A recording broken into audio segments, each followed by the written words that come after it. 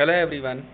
आज हम एनसीईआरटी सार संग्रह जिसमें हम मॉडर्न हिस्ट्री पढ़ रहे थे, हम मॉडर्न हिस्ट्री का अपना आज जो चैप्टर पढ़ेंगे उसका नाम है कांग्रेस का लखनऊ अधिवेशन। इस चैप्टर के बारे में आज हम पढ़ेंगे एवं होम रूल लीग। तो इसमें हम सबसे पहले वन लाइनर से स्टार्ट करेंगे और बाकी के जो इसके चैप्टर्स हैं वो हमारी प्लेलिस्ट में बने हुए हैं, तो आप प्लेलिस्ट जाकर देख सकते हैं।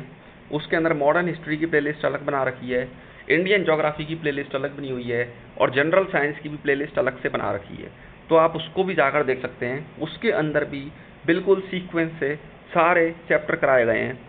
अब हम देखते हैं, इसको स्टार्ट करेंगे वन लाइनर को। वर्ष 1916 में संपन्न लखनऊ समझौता किससे संबंधित है? कांग्रेस एवं मुस्लिम लीग के समझौते से। वर्ष 1916 में भारतीय राष्ट्रीय कांग्रेस के लखनऊ अधिवेशन की अध्यक्षता किसने की? अंबिकाचरण मजूमदार ने। सूरत अधिवेशन से पृथक हुए उग्रवादी एवं उदारवादियों का पुनः एकीकरण किस अधिवेशन में हुआ? लखनऊ अधिवेशन में। अतिवादियों एवं उदारवादियों के पुनः एकीकरण की प्रक्रिया की प्रमुख शिल्पकार कौन थी? Annie Besant. इसके बाद आगे देखते हैं, वर्ष 1916 में मुस्लिम लीग और कांग्रेस के मध्य समझौता किसके द्वारा कराया गया? बाल गंगाधर तिलक द्वारा। कांग्रेस के 1916 के लखनऊ अधिवेशन में लिया गया यह निर्णय क्या था जिसके मुख्य दूरगामी परिणाम हुए?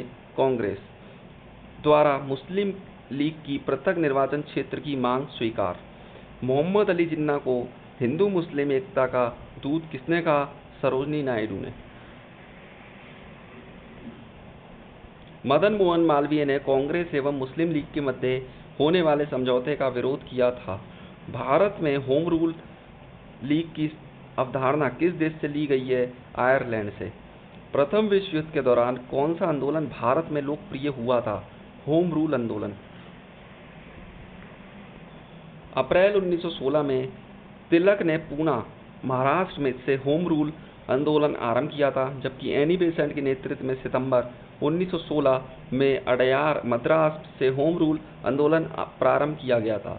एनी बेसेंट ने किस साप्ताहिक पत्रिका के माध्यम से स्वशासन की मांग की थी? कॉमनवेल्थ। होम रूल आंदोलन। होम रूल आयरलैंड का शब्द है। होम रूल का अर्थ है स्वशासन। सर्वप्रथम आयरलैंड में होम रूल लीग की स्थापना रेडमंड द्वारा की गई थी। 1916 को प्रारंभ इस आंदोलन के समय भारत के वायसराय लॉर्ड चैम्सफोर्ड थे। तिलक का होम रूल अप्रैल 1916 में शुरू हुआ, जबकि एनी बेसेंट का होम रूल सितंबर 1916 में शुरू हुआ। इसके बाद आगे देखते हैं, जो तिलक का होम रूल था उसके क्षेत्र थे महाराष्ट्र और कर्नाटक, और एनी बेसेंट का जो था वो मद्रास और तमिलनाडु। मुख्यालय कहाँ पर था? तिलक वाला जो मुख्यालय था वो था बेलगांव एवं कर्नाटक, और एनी बेसेंट वाला जो मुख्यालय था वो था अडयार और मद्रास। अडयार था मद्रास में। इसमें समिति स्वरूप था, और जबकि एनी बेसेंट वाला अखिल भारतीय स्वरूप था।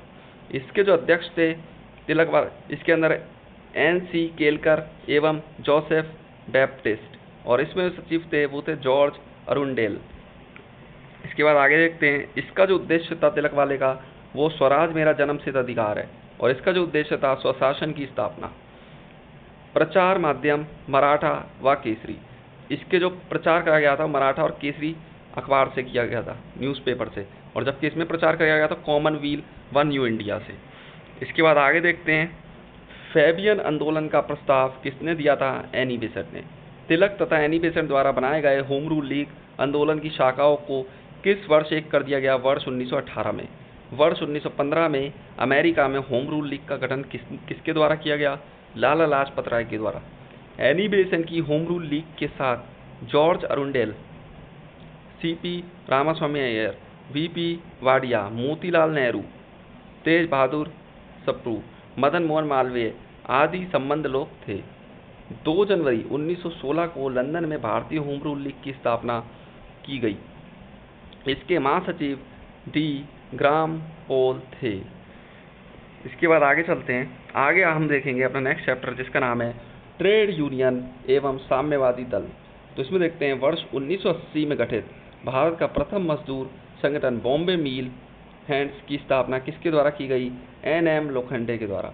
वर्ष 1918 में Ahmedabad textile labour association ATLA की स्थापना किसके द्वारा की गई? महात्मा गांधी के द्वारा। गांधी जी ने अहमदाबाद टेक्सटाइल लेबर एसोसिएशन से का सिद्धांत प्रतिपादित किया। इसके अनुसार पूंजीपति मजदूरों के हितों की रक्षा करने वाला ट्रस्टी होता है, ना कि मालिक होता है। इसके बाद आगे देखते हैं। आगे इसमें दे रखा है all India trade union Congress AITUC की स्थापना कब हुई थी? वर्ष 1920 मुंबई में। All India trade union congress के संस्थापक कौन थे? NM Joshi. Lala Lajpat Rai all India trade union congress के प्रथम अध्यक्ष थे। वर्ष 1929 में नागपुर में संपन्न all India trade union Congress की अध्यक्षता किसने की थी? जवाहरलाल नेहरू ने। वर्ष 1947 में स्थापित Indian national trade union Congress INTUC की प्रथम अध्यक्षता कौन थे? वल्लभ भाई पटेल। रूस में कम्युनिस्ट इंटरनेशनल की स्थापना किस वर्ष की गई थी? मार्च 1919 में। प्रथम कारखाना अधिवेशन, कारखाना अधिनियम और गवर्नर जनरल। कारखाना अधिनियम 1881 लॉर्ड रिपन। कारखाना अधिनियम 1891 लॉर्ड लैंसडाउन। कारखाना अधिनियम 1911 लॉर्ड हार्डिंग सेकंड। कारखाना अधिनियम 1922 लॉर्ड रीडिंग। कारखाना अधिनियम 1934 लॉर्ड विलिंगटन। कारखाना अधिनियम 1944 लॉर्ड वेवल।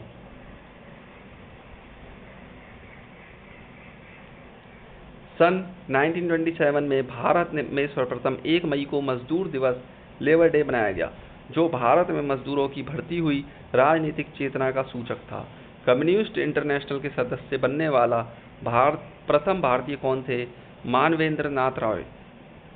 MN रॉय के सहयोग से ताशकंद में भारतीय कम्युनिस्ट पार्टी की स्थापना किस वर्ष की गई? 17 अक्टूबर 1920 को। पहली साम्यवादी कॉन्फ्रेंस का आयोजन कहाँ किया गया था? कानपुर 26 दिसंबर 1925 को। कानपुर षड्यंत्र मुकदमा वर्ष 1924 में ब्रिटिश सरकार द्वारा किस आंदोलन के नेताओं के विरुद्ध चलाया गया था? साम्यवादी आंदोलन। वर्ष 1940 में रेडिकल डेमोक्रेटिक पार्टी की स्थापना किसके द्वारा की गई? MN रॉय के द्वारा। क्रांतिकारी साम्यवादी दल की स्थापना किस वर्ष 1934 में किसके द्वारा की गई? सोमेंद्र नाथ टैगोर के द्वारा। वर्ष 1939 में भारतीय बोल्शेविक पार्टी की स्थापना किसके द्वारा की गई? N दत्त मजुमदार। इसके बाद आगे देखते हैं। आगे इसमें दे रखा है ब्रिटिश भारत में गठित महत्वपूर्ण आयोग दे रखे हैं, गवर्नर जनरल और संबंध। फ्रेजर आयोग 1902 लॉर्ड कर्जन पुलिस सुधार। हंटर आयोग 1919 लॉर्ड चैम्सफोर्ड पंजाब अशांति। बटलर आयोग 1927 लॉर्ड इरविन भारतीय रियासतों के साथ संबंध। लिनलिथगो आयोग 1928 लॉर्ड इरविन भूमि सुधार। मैक्सवेल ब्लूमफील्ड आयोग 1928 लॉर्ड इरविन बारदोली में लगान वृद्धि की जांच।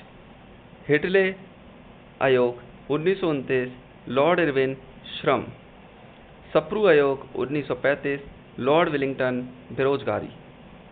क्लाइड आयोग 1940 लिनलिथगो तेभागा आंदोलन। इसके बाद देखते हैं भारत में औद्योगिक कार्यशालाओं व बगीचों में श्रम की स्थिति में सुधार हेतु हिटले आयोग का गठन किया गया था।